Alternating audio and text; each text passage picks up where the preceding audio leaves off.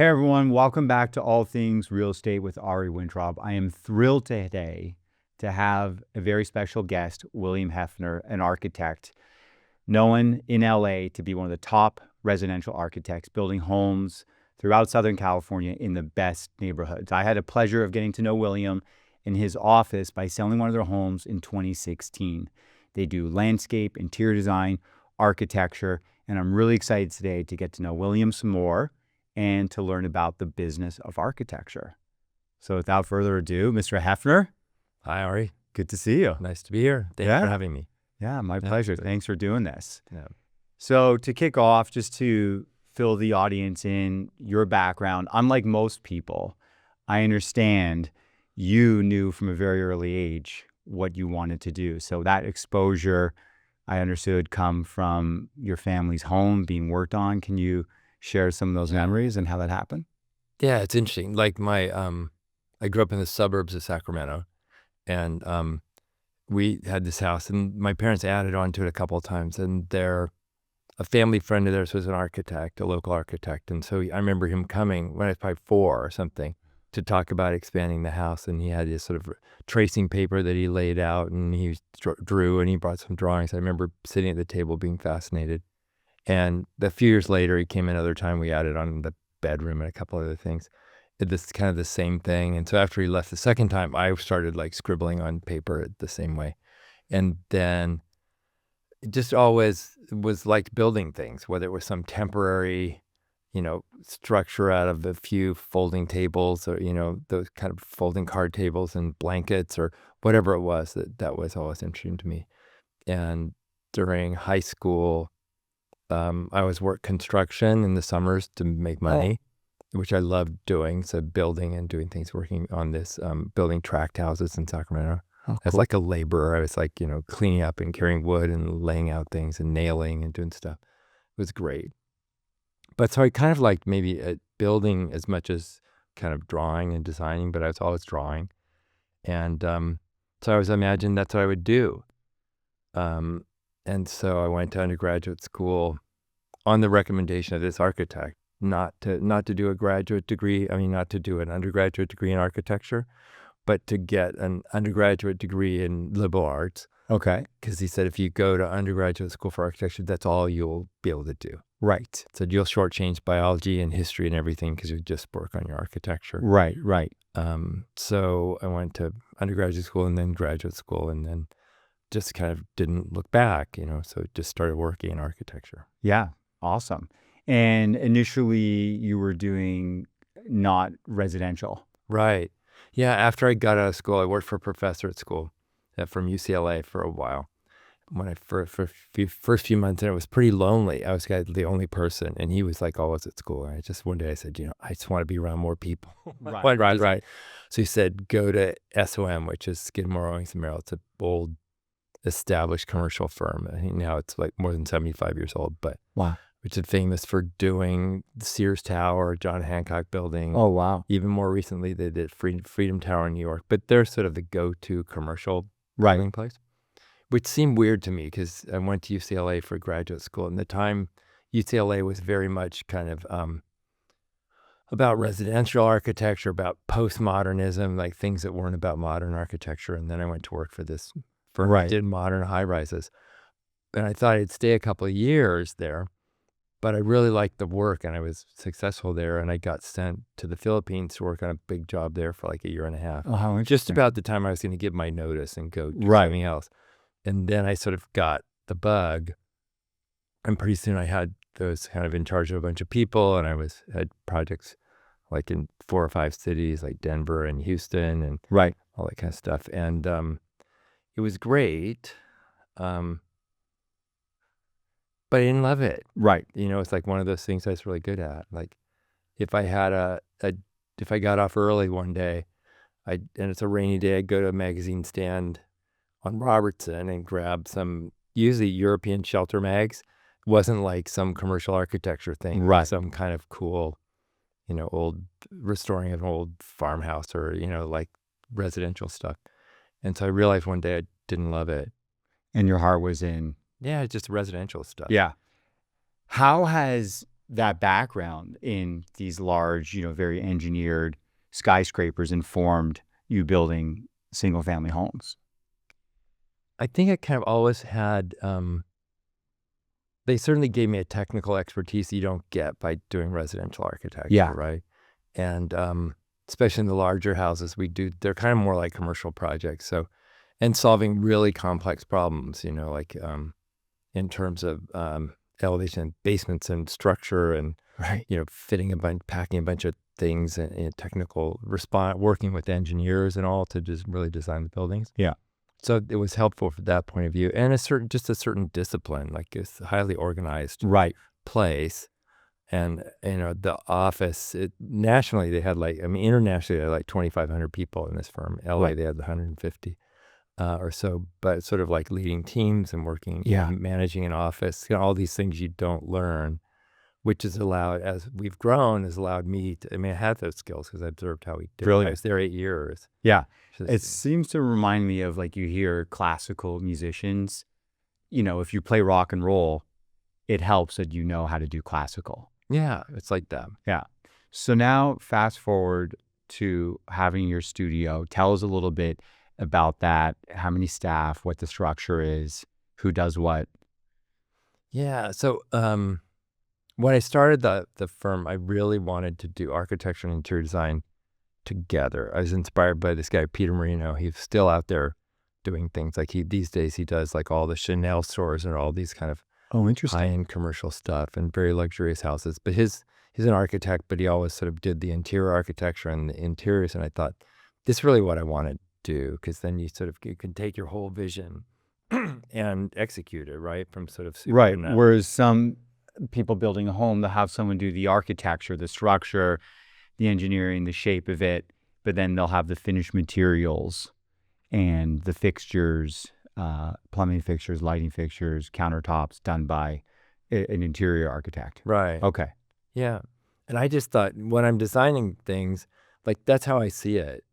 It's sort of coming out on paper, I'm seeing kind of the whole thing. Hmm. And so, that's my favorite way to work. I mean, at the moment, I would say 50% of our projects we're doing that way. We're doing the interior design, furnishings, and all of that part of it. And then the other one's just really based more on capacity. We sort of, have a certain bandwidth for that group in the office. But otherwise, we're collaborating with some great people in town. Right. Some of the best interior designers in town. Yeah, I see how you do one with Jamie Bush. Right. Yeah. Jamie Bush, Michael Smith, Love Madeline Michael. Stewart, Jim Magny. A lot of these great people, and I love those collaborations too. Right. But originally my idea was, I'm just going to do everything. Yeah, and 50% of them are that way. Yeah, 50% are that way. And then we also do landscape architecture. It's been important to me to finish the house out to that level, because I feel like in California, there's not sort of a dividing line really between inside and outside. Right. That's kind of the whole point, Yeah. When I'm designing, I know where I want the occupiable areas are outside and how I want to develop those, where I want height in landscape, where I want certain color, or where I want that. And it just is sort of more seamless to do it. So in 95% of the projects, we do the landscape architecture. That's great. Another architect who I really admire is Luis Barragan. Mm-hmm. And when in Mexico City over Christmas, we had a chance to tour some of their great projects and his disciple, Legaretta. But one of the quotes of Barragan is that landscape is architecture without a ceiling. And, I wonder, what your thought on that is, and what it sounds like what draws you to it is that it's part of the house. Right. Yeah, I think at some point when I was in architecture school, I had an epiphany, because I was designing these projects. I would have kind of like Barragan, really, where I'd sort of run these big walls, out in the landscape. I use these big walls to define spaces. And this professor said to me, he goes, you should just do this with plants. Right. And I said, oh, yeah, I'm trying to do something, but it's probably better done with plants than these sort of big walls of things, to make spaces or define spaces or create focused views or whatever I'm doing. So, so I've been doing it that way. I'm not trained as a landscape architect. I have 5 full-time landscape people in the office who sort of keep me out of trouble. Okay. But I it's kind of how I envision things when I do them. So it's been great. Yeah, that's a whole Yeah, discipline in all that itself, part. landscape architecture. So you have 5 associates that focus on that. How many people in the office total? Between LA and Montecito office, which Yes. one up there, it's like 55 people at the Wow. moment. Yeah, So that's a lot. it's a lot. And how many of them are architects?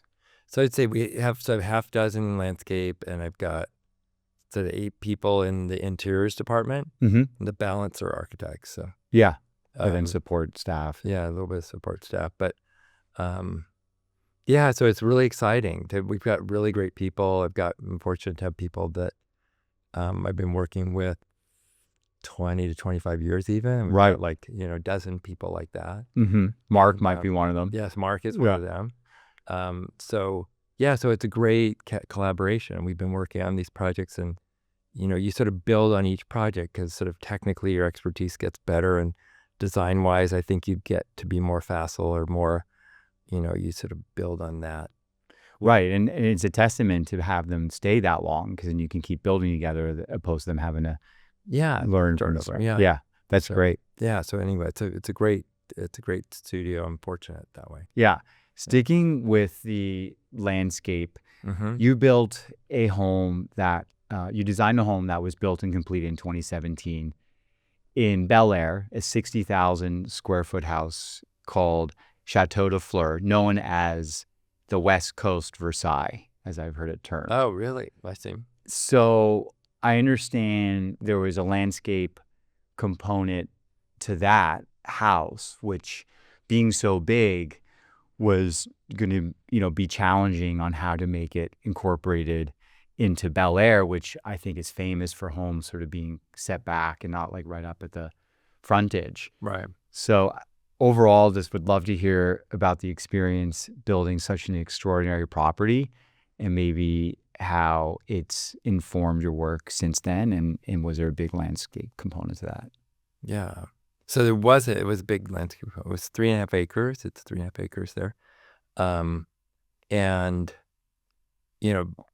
with siting the house, it kind of created the opportunity for several gardens around the house, because it's not just something on a rectangular lot. It's sort of a large irregular lot with 40 or 50 feet of grade change, maybe more from the very back, but 60, 70 feet of grade change across it. So it was about like creating terraces and walls and usable space and all that. Right. So it was a real challenge, just the siting and the construction of it. I think we had 24 retaining walls to make the house work. Wow. It has 2 basements. So it's really my commercial experience is, frankly, it's a small hotel. Yeah. Because it's set up with, as we would say in the business, sort of served and service spaces, Mhm. like with this whole separation of that. It's parking for 35 cars Wow. in structure, not on grade, Right. and to an upper and lower basement. So it was a really challenging and fun project. There 5 elevators, 4 kitchens, it's like a big deal. But it was, the challenge was really to make it all feel, both siting wise, you come up a long driveway and arrive at like a cobblestone motor court, that all these spaces, despite the fact that the borders of the project are all irregular, you get this sense that everything feels like a focused design space, right? Right. Symmetry, there's It looks that way when you look at the pictures. It's a Mhm. very symmetrical, U-shaped, French Loire style Yeah. chateau. Yeah. And so that is what you're saying, getting to create the environment to make it feel that way. Yeah. With And that each space you are, where you're in this U-shaped kind of courtyard, that is a very formal parterre garden, the sort of scrolly hedge kind of things, lots of those that are maintained well. And there's a sort of a huge rose garden, and there's a whole separate garden around the sort of pool and pool house. There's a kitchen garden. There's a big kind of olive grove. There are all these spaces that add richness to the experience of being in the house. Right. So, right. from landscape wise.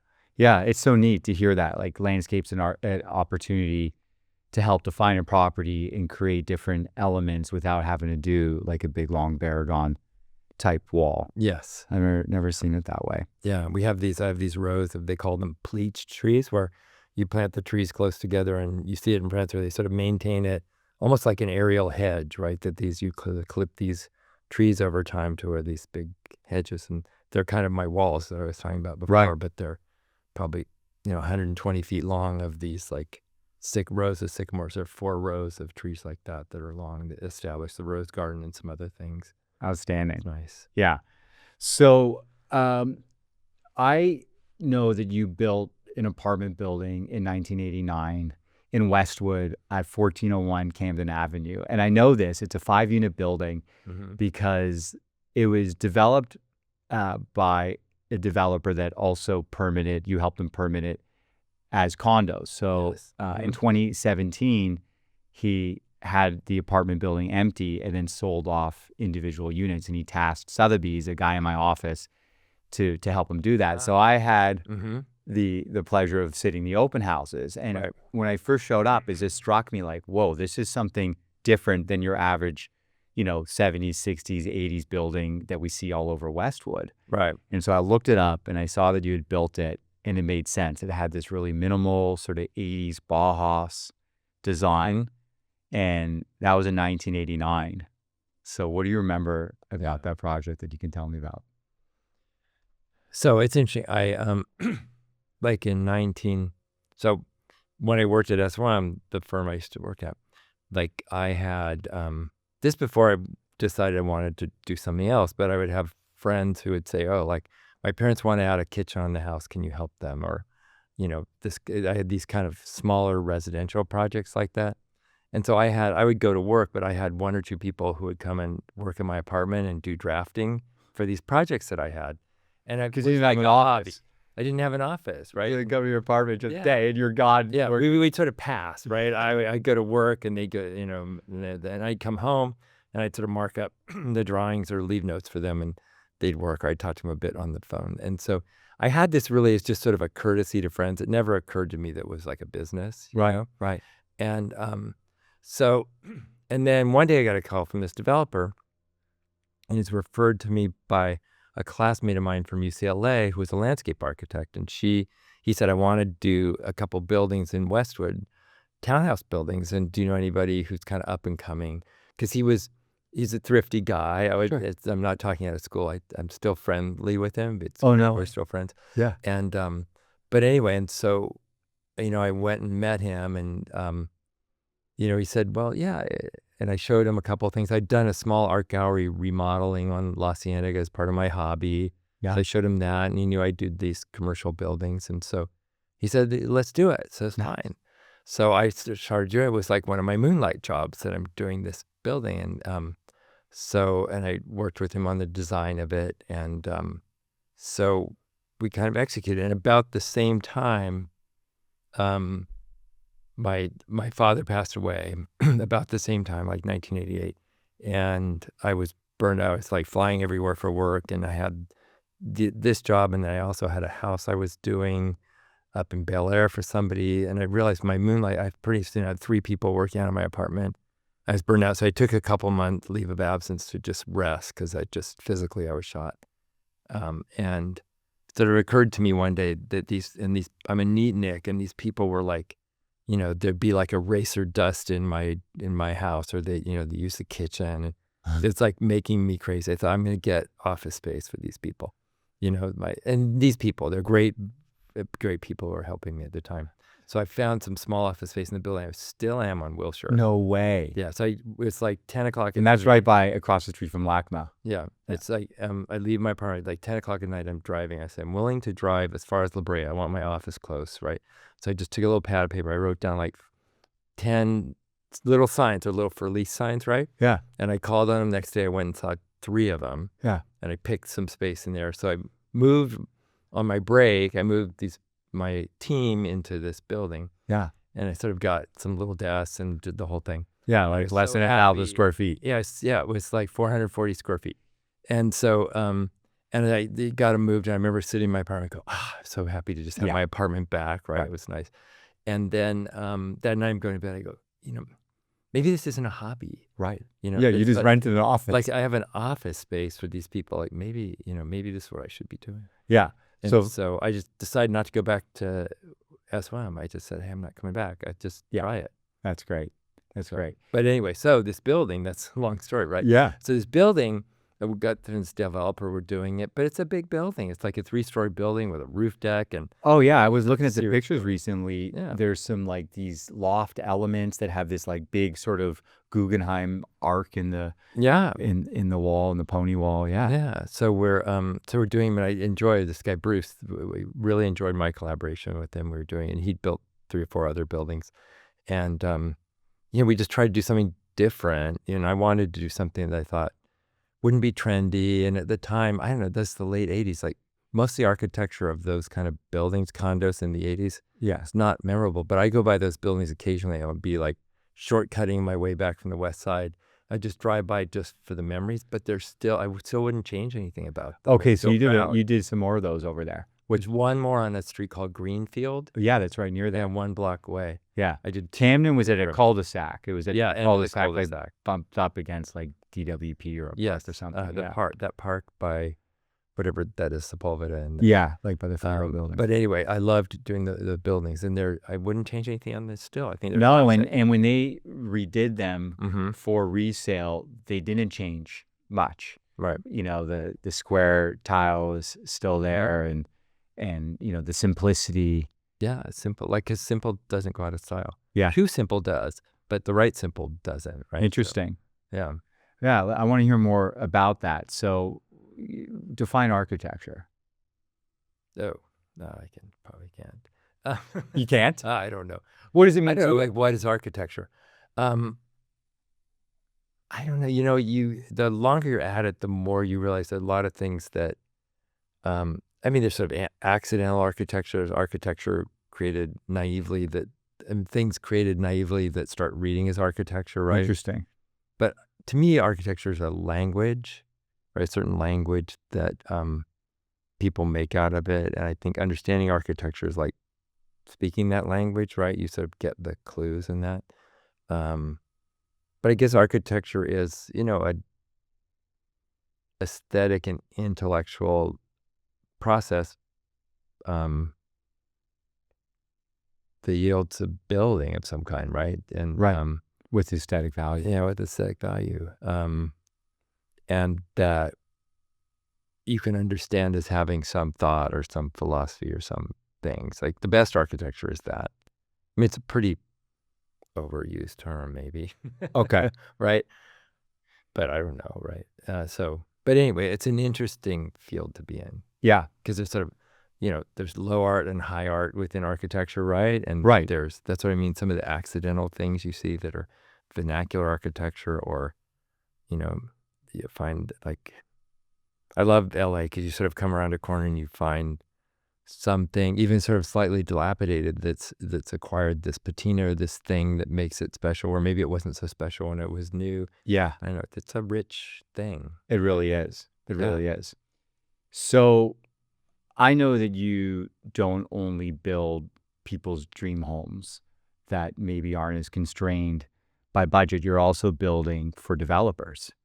It's a part of your business. Someone wants to develop a luxury home in Brentwood, they can hire you and you can design the house and they can brand it as a William Hefner. Right. How do you balance the need of the developer, which is often all about the bottom line and the numbers, while still maintaining a level that a house that has your stamp on it deserves? It's a tough question. So I'm pretty choosy about the development projects we do because I'm always concerned that when you work with developers, you don't often have the control you have with individual clients over the execution of it, right? They could at any point decide to take liberties with it, right? Like, oh, I'm going to do this bathroom different, or I'm going to do a different material on the outside of the house, or I'm going to do this thing, I'm going to change the proportions of this window, or Right. do things. So, Because they've done it so many times, they have that Yeah. experience and that confidence. or they and- realize I can save some money if I do it this way, which Right. I'm never against saving money, but I am at the expense of aesthetics, right? So I feel like it's risky for me, and like me and my office as a brand, Yeah. to do plans for someone and have them execute it differently and then have them advertise it as our design, right? Yeah, So of course. it's important to me, like we're selective about who we develop with. And I really try not to do too many, Right. like with 1 or 2 every few years. Yeah. Because of that, you worry. Right. Even the best intentioned people, it might come out differently. And because they often don't want to hire you through that whole construction process, where I feel like that's such an important part of what we do. Oh, with okay. The private construction clients. observation.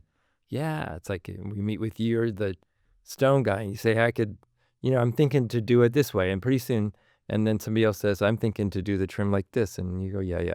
And then pretty soon it's like a different animal, right? Right. That things just sort of veered off course.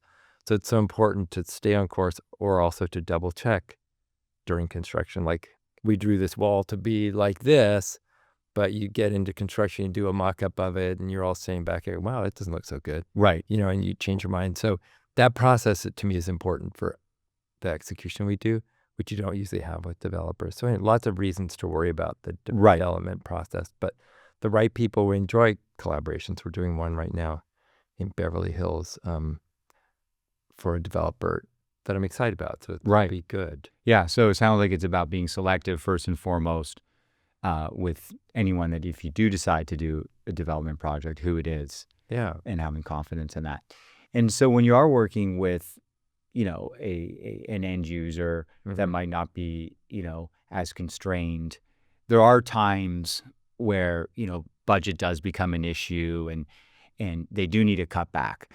What part of a home is most important to you where you're least willing to make a concession and the last place of a home you want to see them cut back the budget for? Like, what is the most important part of the house?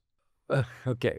What do I think? Like the one area you're like, no, don't go after that. Yeah. Don't go after that. I would say doors and windows make a tremendous difference in house. Like if I were to, my top 3 areas to be really careful about it are sort of doors and windows. I think even traditional or modern house, just the doors and windows, the look and feel, what the hardware feels like when you go through it, what the detailing is that comes up to it. Like that's a big part of architecture. So, I would compromise a lot of other places before I would on doors and windows. Right. And I think certain details like kind of wall thickness to make things kind of feel real and solid. What you don't want to have is a sense that the walls and things are paper thin. How do we get that? If you're not, is that by doing Venetian plaster only, or is it just layers of drywall or mud? No, it's like framing. Oh, okay. It's like, framing beyond what you really need to hold up the house. Like that's super important to me. Like that creates a sense of quality and solidity to things, right? And then is that all filled with insulation, of course, or? Yeah. Okay. Yeah, it's extra insulation in that. But I say that's important to a lot of styles. Like and you can just feel that, like when you walk through the way the house resonates. Yeah. Do the doors and does the wall return back? Are the windows recessed, right, on the outside? Does that create a sense of more depth and more light and shadow and more strength to it? Right. And a more furred out wall will show that. We'll do that depth. That's why the depth's important to me. And then I think lighting, electrical is like super important. Yeah. Not what they look like so much, but the quality. You don't want to compromise the quality of light because it's too hard to fix later. There are things you could always upgrade and say, I'm going to put, gold on this wall later. I save the money now. Right. But you don't, it's going to be hard to go back and sort of upgrade lighting, right? You need to get the lighting where you need to have it and all now. But those would be the things that are most important because the materiality of it, whether something is a $10 square foot floor, a $30 square foot floor, it doesn't really, at the end of the day, it doesn't contribute the same way that sort of these other things do. Yeah, very interesting. Right. Yeah, there's a lot of trends in homes that are changing, and I'm noticing just at my level, selling houses, people are going away from recessed lighting, and now the way that real estate photographers take pictures, there's like no lights on in the house. What trends have you been, excited about or been seeing that you've been incorporating or playing with? Oh, interesting. Well, I would say like I've always been generally against a lot of downlighting, recessed downlighting in homes. You've always been Kind of, yeah, because I feel like that's what's special about the environment. Like I always think that it's really the combination of recessed lighting, ambient lighting, which would be some kind of fixtures, pendants, chandeliers, wall sconces, that kind of lighting, which is really for ambiance. Like those aren't helping you read the newspaper; they're contributing a glow. right. And then light, floor lamps and table lamps, and the best lighting is when you have all three of those balanced the right way. Right. Right, that's Right. the best. So I've never been so happy for that. But I do think more and more people are realizing that these houses are sort of all downlights are terrible. People look bad in them. They're kind of glary and, Right. be underneath. Yes, you can make the walls pop, the paintings and all that, but it's that downlighting through the rest of it that's not so great. Yeah. And then, and I'm sorry, what was the rest of your question? I didn't. Yeah. I mean, what other trends are you Oh, excited about? I think that what I think is a trend, like I don't think for a while it looked like there was this real push towards modern architecture, right? Right. I feel like that's this pendulum that swings back and forth, has been for the last like several decades back and forth, right? Right. But I think, Yeah, because in the 80s, there was this modern look. right, And in the 60s, right? Mid-century modern. and then things kind of, there was a like reaction to that where things, there was all this sort of traditional architecture, and then then sort of the modern moved in. So, but I think that now, in LA, like 10, 15, the last, like, the 2000, 2010, it was boxes, modern. white, Right. silver, metal windows. But we don't, yeah. no one wants to sell a modern house anymore. We always say warm contemporary. It's Yeah. always got to have a warm affiliate. Warm to it. aspect. Yeah, because I think that things started looking the same. Suddenly you realize, wow, there are so many of these white box houses with certain Right. windows, and they're cold. But what I like now is I just think people are open. I don't feel like there's a strong stylistic preference.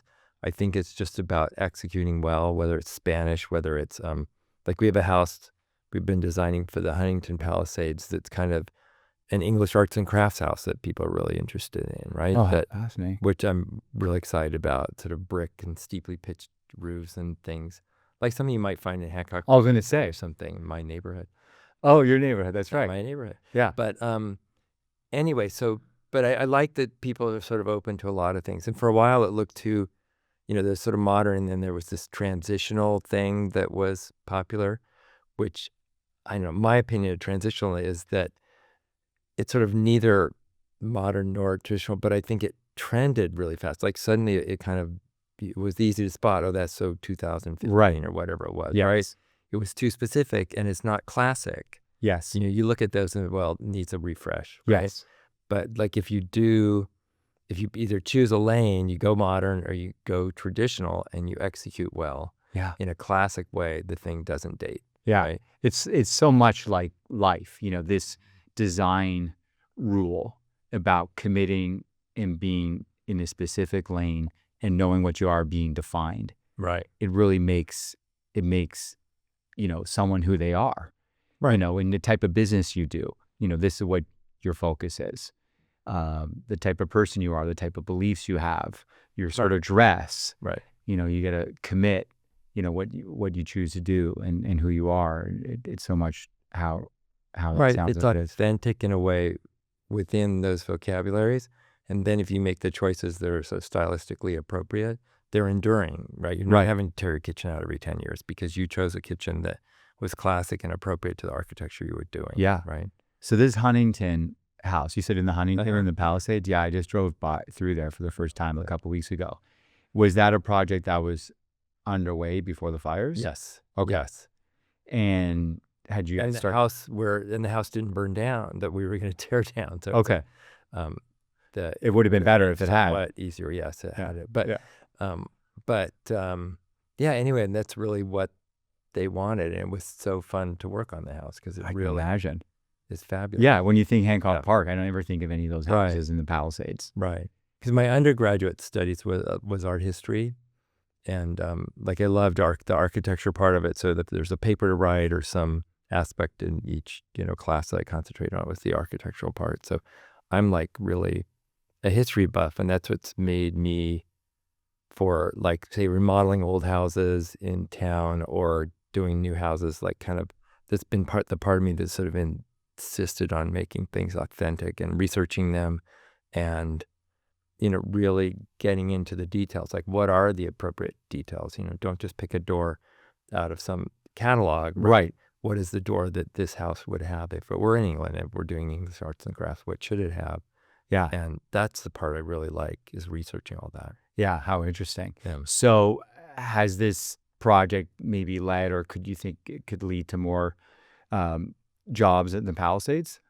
Yeah, I mean, we're fortunate. Right. We've been fortunate to where we've always been busy. We've done a number of projects in the Palisades. We lost 12 houses in the Palisade fire. Wow. Or I guess 10, and 2 in Malibu fire and 2 in Palisades, which was heartbreaking. Yeah. Really was. Like, right. You really put your heart and soul into these projects. And there is this, maybe now you discover it's a fallacy, that you're sort of creating some enduring thing, right? And that's part of the payoff for you personally, is like, like I said, once in a while I sort of shortcut and drive past like some house or some project I did a while ago.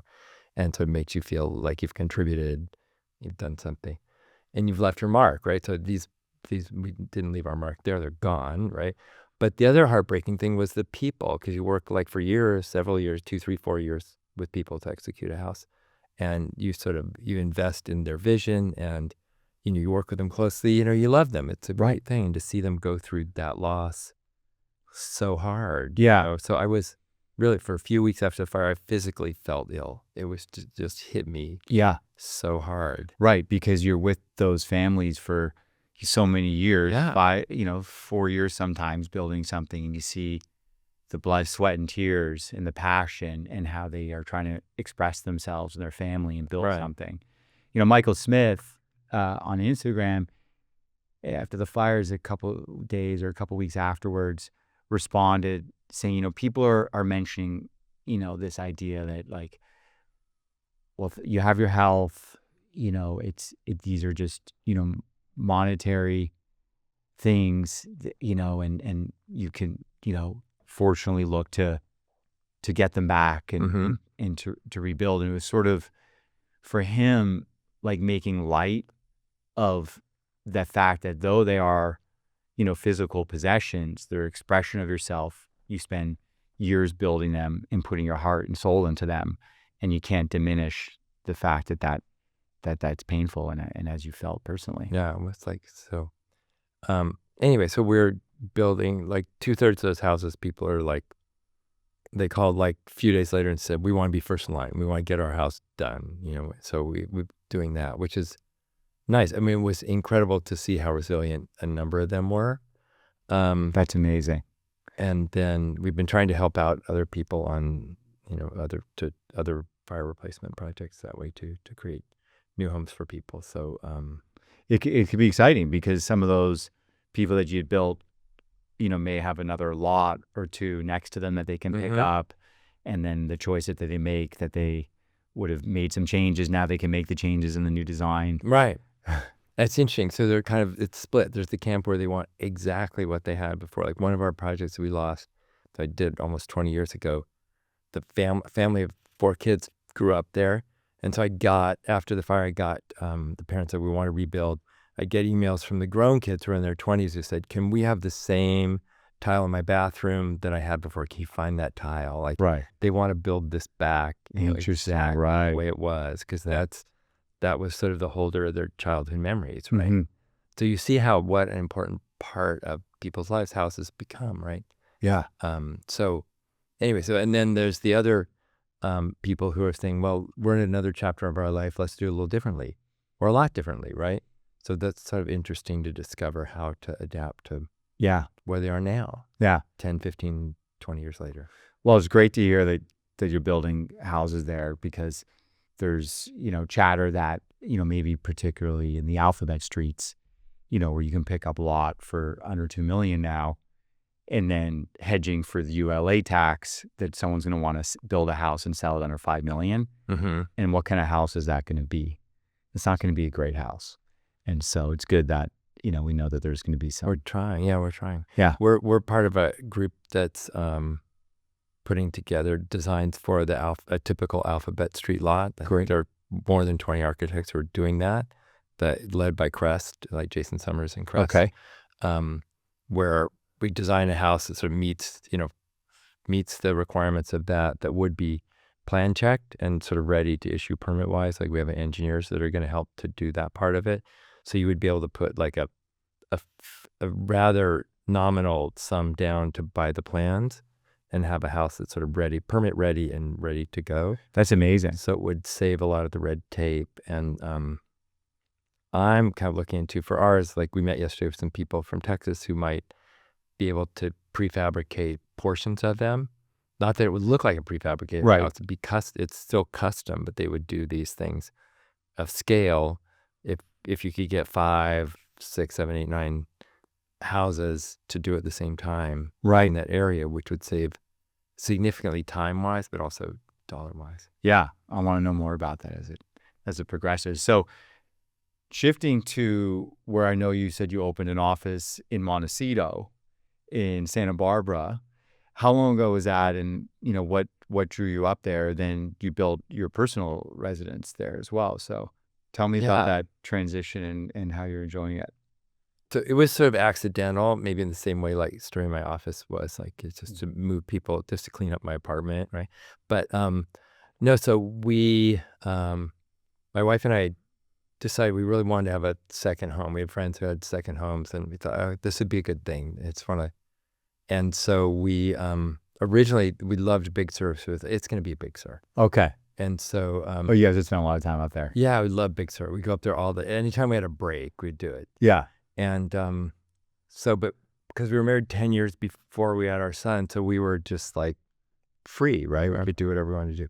So we go up 6, 7 times a year up to Big Sur and hang out. We'd say Post Ranch Inn or some other, rent a house or we loved it. So it's got to be Big Sur. And so we found some property there was spectacular. And we were in escrow, and then we just found out we'd gotten pregnant. Okay. And so we had dinner with some friends who were telling about this house where we're going to build this in Big Sur. And they said, you guys are nuts. I said, what do you mean we're nuts? So you're going to build a weekend house like 7 hours away. Right. And you have a kid, you're never going to get together. Oh, we're going to get together. What are you talking about? Because we had no perspective of how they had kids already. They had kids, they knew. And so we started thinking about it. So we sort of blew off the escrow. It was just like a heartbreaker. It was a great piece of land. Yeah. And thought, okay, if we're going to have a weekend house, it should be closer. So a lot of times when we'd go up to Big Sur, because we'd leave town late at night, we'd stop and stay somewhere in Santa Barbara or Montecito on the way up. Because you were tired at that point. You're like, we got to pull off. Yeah. Yeah. Like we'd leave at 6 at night. I thought, I don't want to drive till 2 in the morning. Let's just stop, right? Even the days, like the old days at San Ysidro Ranch before Ty Warner took it over, it was sort of a dive, but you could sort of call on your way up and just say, do you have a room? You'd stay there for a few $100.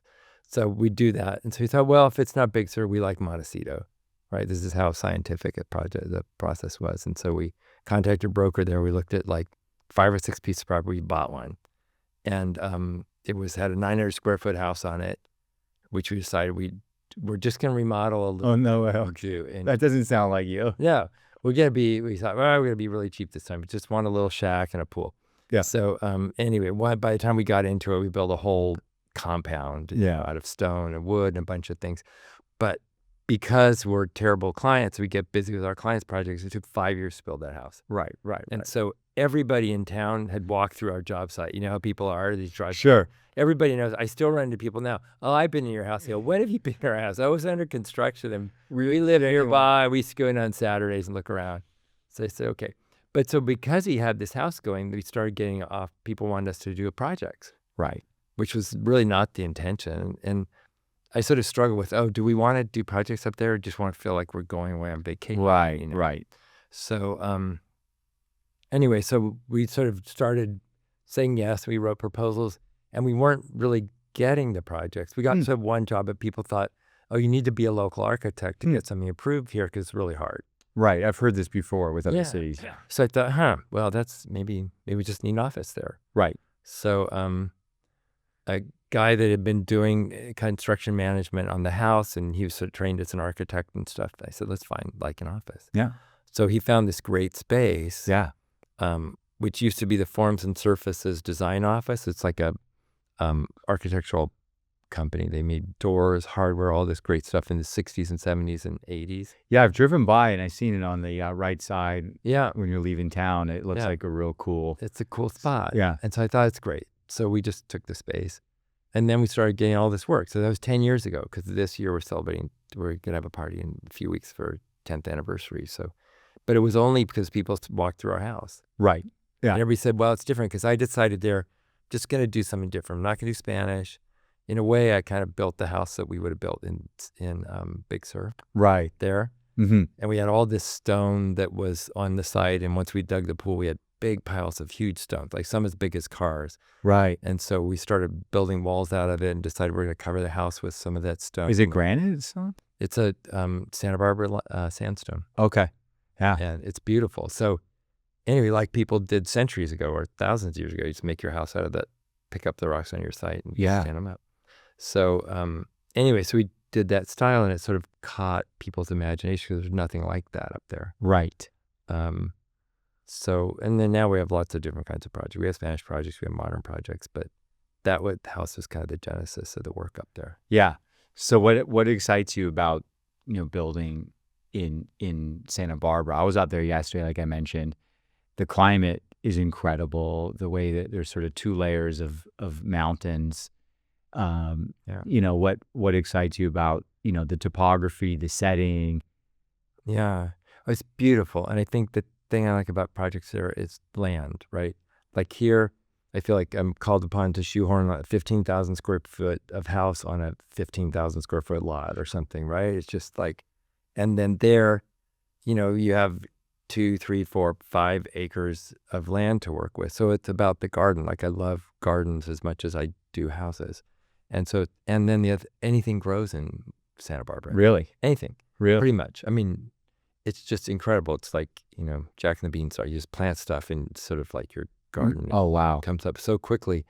And then you have these the oak trees. Those are hundreds of years old that you can, have on your site. That you locate. Yeah, and there's room to keep them. room to keep them. You don't have to tear them, take them down. Yeah. So, and I love the openness to views. I like the rolling hills. It's the country. So, and it's sort of spawned a whole different way for me to look at the design of houses and gardens together. And it's great. Yeah. Yeah, it's like a whole different thing. Exciting. Yeah. Exciting. Yeah, excited to see some of those. And so I know you publish books, and you've gotten 3 so far. Mm-hmm. One was on the Chateau de Fleur, and then there's 2 bits to the California Homes. There's a second edition, which is your 3rd book. Right. I was wondering, what do you find, so fulfilling? What is the benefit that you get in the process of publishing a book? So I feel like what I like about the books are you sort of end up having closure on a project, and you get to make closure because you have worked so hard on it, and you get to document it, right? You photograph it really well, you figure out your layout and all that. So it's kind of that part of it, which I really like. Yeah. And then the other, and a lot of these projects no one sees. Right. They're behind a gate somewhere, or they're whatever. So it's kind of a way to put it out there. The first book we did, I got approached by this publisher, and it was just at the start of the recession. And I remember thinking, oh God, if I'm going to be twiddling my thumbs for the next few years, if I have a book project to work on, maybe it won't seem so bad. Yeah. Right. Mm-hmm, mm-hmm. I'll have something to do. Yeah. Right. I can relate to that. I'm not going to go golfing. I'm not going to do something else. Right. I'm just so, and we were fortunate because we had kind of enough work to not, we didn't have sort of a dip in staff or the rest of it, but it just felt good to have that project to do. And it turned out to be really fortunate, because as we came out of recession, our book was out there. Right. So it helped sort of spawn some new projects. But I loved the act of doing it with the publisher, like the layouts and making judgment calls about the paper and the size of book and the text. And I hired a writer for that first book, and I didn't like the writing. Okay. So I rewrote it myself, the whole book. Yeah. It took a year and a half to do the production. You got to get it right. Book. And so I loved doing the process. And so when they said, hey, we're ready for a new one, ready for a new one, we did it. Yeah. And like that Chateau book we did with a different publisher because they had this idea of doing a book on just that house.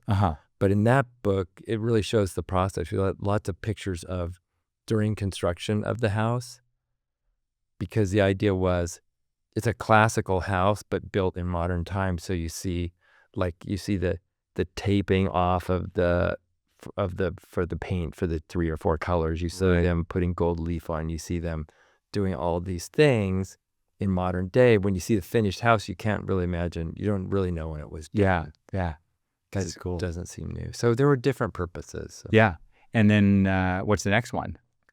I know. So we're Rizzoli talked to us about doing a book with them. So I'm just starting the process. But it would be the idea are kind of focusing on our more modern projects.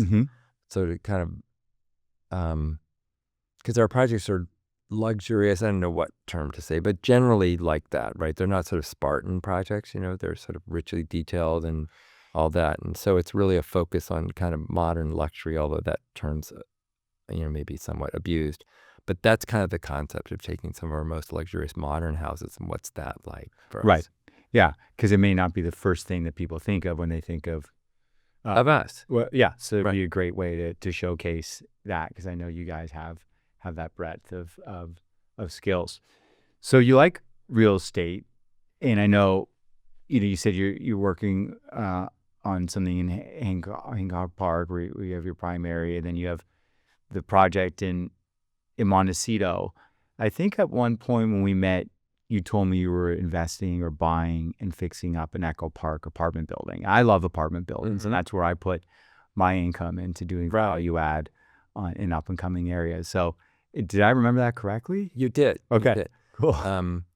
And so it's interesting. As a kid, my father was an attorney, but he had some apartments, and he had some like a small shopping center kind of thing, and he invested. And he told me, when you grow up, he said, when you have a little bit of money, buy some real estate. Smart. He said, because no matter what your life, it's like, he said, as you make more and more money, he said, you're probably going to spend it.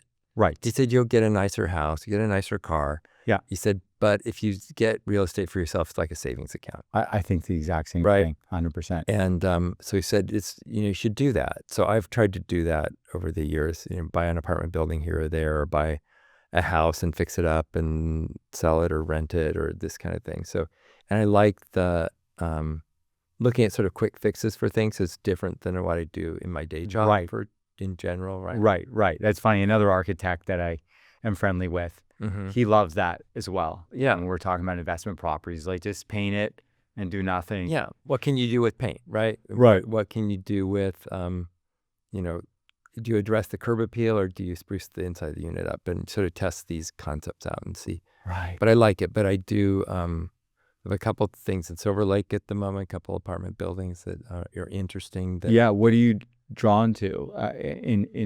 Is it, sort of the bungalow style stuff, or what? What are the like older? The ones in Silver Lake are older buildings, maybe 40s, 50s kind of things. That were one of them is this. It's this project that sort of marches up a hill. So it's got 8 separate, discrete bungalows that go up a hill that all have views toward the observatory up there. Oh, phenomenal. But it was sort of a beater when I got it. Yeah. But it's got this big steep staircase that accesses all these units and then this kind of yard at the top. So parking? No, parking's all down at the street level. It's got parking. It does have dedicated parking, right? Then you walk up. Then you walk up. But so that was an interesting project to me. There's another one that was sort of like late 60s, early 70s, kind of with the stair hall with the hanging, lamp in it. Those glass you see from the street. Those are great. That sounds like a bigger building, maybe. Yeah, that's in Los Feliz. No, it's like 8 or 10 units or something. Right. But smaller things like that. But I like them and trying to get the character out of them. Yeah. I've got a project that's smaller units, but near my office in kind of the Fairfax district that I like. It's right. Good, a lot of Spanish colonial. Yeah, Spanish revival. Yeah. Mm-hmm.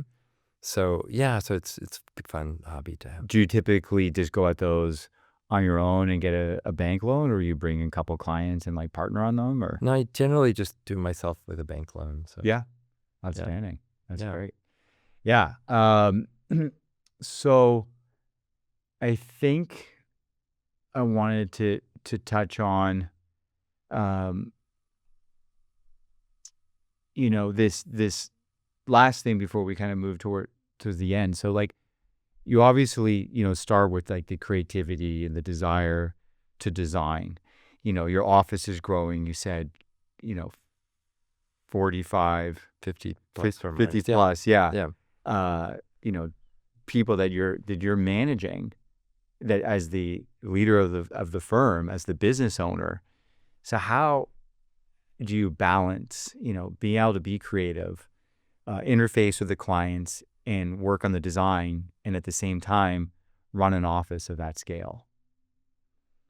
So, okay. So here, and I've learned this kind of the hard way in a way. Okay, this is my take on it, right? So as you start to grow, it's difficult because you have all these people reporting to you, and like I have over the years had a business consultant that sort of specializes in architecture and interior design firms that's been working with me for 25 years. Like it does this. And as we started growing, like 10, 12, 15, 20 people or whatever. So what you need to do is you need to deputize people to do it, because you should do less and less of this stuff. You should be focusing on managing and marketing, and the architectural process would be done by some of your group. They've been with you for a while and can do it. So delegate to them. And so I sort of followed directions on that, but then I realized I wasn't loving the work. Okay, because his initial advice was delegate the design, the architecture to these talented, creative architects that you've hired. Right. And then you can worry about managing and growing the business. And growing the business, Okay. and that's what you should be doing. That's what people do. That's what my clients do. So I tried it for a little bit, and then I wasn't loving the work. I wanted to change that. This wasn't looking so good. Right. And then I wasn't that happy because, in this case, I'm a creative person. I didn't want to do that. And so, the whole idea was you should just have two people reporting to you and they should talk to everybody else, right? And then, but my message they'd show me a project and they would talk to me about it, and then they'd go talk to you about it. So, Ari, what William's thinking is this. And you'd say, oh, well, you turn to somebody else, what William's thinking is this. And pretty soon it's like a game of telephone, right? Right. And then I just wasn't like it. And I wasn't that happy. And then, so I sort of decided I'm comfortable having 10 people report to me. I don't care. Or, Right. 12 people. At the moment, it's probably 15. Yeah. But I'd rather do that so I can directly influence the work. I do a lot of sketching in my day. And a lot of conceptualizing and the details. That's with like a pen and paper. Yeah, pen and paper. Yeah, not the computer. Sketching a house, not the computer. That's how I always start every house, by me sketching the floor plans for And it. it still could be that way? It's still that way. Yeah. And I went back to that way, and then I sort of doubled down on it because during COVID, suddenly, I'm not working in the office, right? People aren't working in the office, and then you're not meeting. You don't have nearly as many meetings. Maybe you have a few Zoom meetings, but we weren't for a couple of years. We weren't in person, right? Right. And so suddenly I felt like I was in art school again, right? So I'm drawing, I'm like chopping up little models, I'm taking pictures and sending it to people, but it was like playtime to me. It was so, I felt like kind of going back to your roots with the tracing paper. I thought, oh my God, this is life-changing, right? So so I've kind of even increased my sort of hands-on part with the design. I'm fortunate because like my controller, CFO person in the office, has been with me a long time. So he's taken on more and more of the operating stuff. I have a couple people who are partners with me that kind of handle more of the admin business. And it's really allowed me to focus on design. And I know it's made me happier, but I think the quality of the work has gotten better because it's just like more hands-on on that. And so yeah, anyway, I love that part. That's great. Yeah, it's important to know what you are best at, but also what you enjoy. Yeah. Because you're not going to be good at it if you don't enjoy it. Right. What have you seen your clients, like you work with some of the, most successful people in the city. What have you noticed around their real estate, the things that they decide to do that helps them be successful, or maybe mirrors, what they do in their own personal business, where you see them making decisions with you and the design, the budget, and the contractor, and the city, and executing, and the neighbors.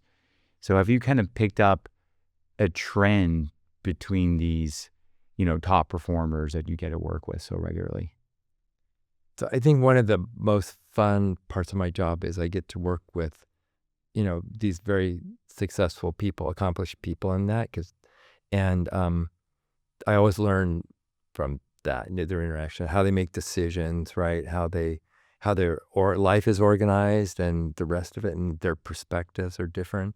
And sometimes I joke with people, but sometimes I enjoy finding sort of the personality disorder about them that makes them hyper successful. Right. Right. Because sometimes it's that in a generous way. I'm not saying in a bad way, but what is you could either call it a superpower or a personality disorder, right? That makes them special and makes them able to be successful. So I love that part of it. But I enjoy the collaboration. I like seeing, I think consistently, if there were a trend in people are realizing that what creates a luxury house, what makes a house like sell for $4,000 a foot rather than $2,000 a foot. Sure. Right. And they understand that value, and they don't mind spending the money on the things that will distinguish it that way. Right. To put it like on a different tier than another house. Right. Like either in terms of systems or value or quality of design, they totally see that the quality of design has a lot to do with it. And, certain calls they make for how it's organized that, everybody says a few of our houses have sold over the last few years, and they've sold because people go, wow, it doesn't feel like a spec house. It's really more specifically tuned to a particular lifestyle. And you could think, oh, I'm excluding these people over here because they may think it's too specific, but people like that part of it. Right. That it's a little bit idiosyncratic as opposed to being sort of standard. Right. Right. Does that Yeah. make sense? So the client having the confidence Yeah. to lean into it and not worry. It's like an art collector, right? Right. They're not buying because their advisor's telling them this is what's going to sell. They're buying because they love it and they're confident enough, and they're maybe not worried about money as much to be able to just go with what they like, and that's theirs. And in the end, ultimately, that proves to be a more desirable home, because it's like, again, leaning into that specific, leaning Right. into something and being assertive with who you are and what the design is. Yeah. and what you are. Because it translates into the house having character and personality, right? And I think that's what's lacking so much in so many spec projects. It doesn't have character and personality. Yeah. And people get that. It's like why I live in a 100-year-old house in Hancock Park, is because it's got character and personality. And there's certain things that are a little bit quirky. They're still functional, but I so appreciate that about it. Yeah. Yeah. And so what I try to do in my work is remember that in the new projects we're doing, so that they have that kind of interest and character to them. Yeah. I bet it's extraordinary. Well, as we look to wind it down, I like to ask a series of questions to all guests. And the first one is, where do you want to be in 3 years from now? Oh, well, that's like, where do I want to be? We're fortunate because we have a number of projects we're working on that are out of state, out of town, out of the country. Out of state, we've got like Aspen, Jackson Hole, Greenwich, Connecticut, Miami, St. Martin's, Oh, wow. Caribbean. Incredible. I didn't know.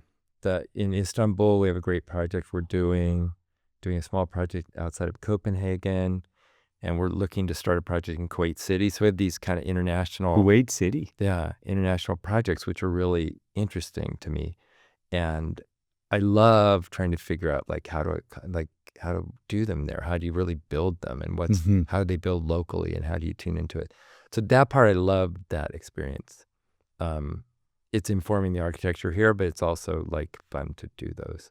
So I like having more of that. If I imagine my life, 4 years, that seems like a fun direction for the office. For sure. And it seems to be tapping into your desire to learn and to, get the root of the history behind something and understand, the culture, all that. The things. And it's interesting because in the office the other day, somebody did a count, like our office is quite international. We have people from kind of all over. Apparently there are 18 languages that are spoken in the office by people that That's are there. incredible. So we have this kind of international base, and then now we're sort of building this international portfolio of work. So it's kind of different stage. It's fun. Yeah, excited to see, where the studio is, once those projects are Yeah. up and going, and the more, your name is dispersed across the world. And then going back 10 years ago, what would you maybe have done different?